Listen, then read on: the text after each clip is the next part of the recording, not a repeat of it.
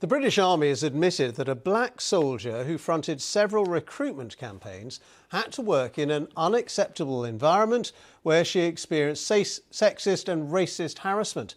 As well as apologising, the Army has paid the soldier a substantial financial sum. Kerry-Ann Knight, who left the Army this year, has been talking for the first time to our defence correspondent Jonathan Beale. Yeah. That's the section I was in. Yeah, you spot me? I can spot you. Yeah. Kerry-Ann Knight always knew she'd stand out. In an army struggling to recruit both women and ethnic minorities. Were you the only black person in Yeah, I was the only a black female. But she joined full of hope, assuming racism had long been stamped out. For some reason I thought someone in uniform was going to be professional, and I was very excited to be a part of that and just creating my own family within the Army.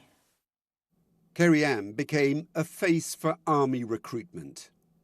She knew why the Army wanted to appeal to the groups she represented. But she also became a target for abuse. I was extremely shocked because I really didn't experience such deep levels of racism.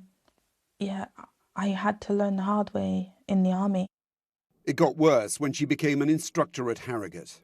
It's where the Army trains junior soldiers from the age of 16. It's controversial, not least because in the past there have been allegations of bullying. Kerry-Ann says she witnessed it, but she too suffered at the hands of her fellow white male instructors.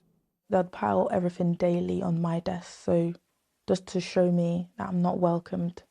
And I remember one day they took a photo of me just standing at that desk, looking slightly broken, just having to sort out that rubbish before I can use my desk. They'd have Django Unchained playing.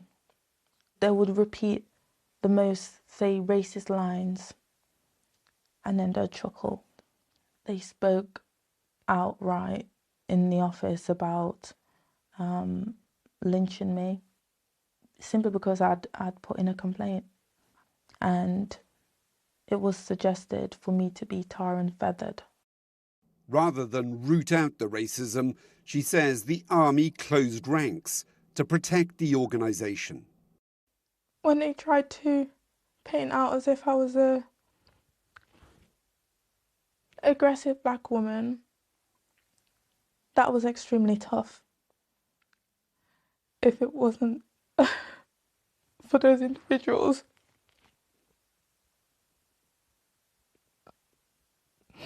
who supported me, whether secretly or publicly, yeah, I would have been broken.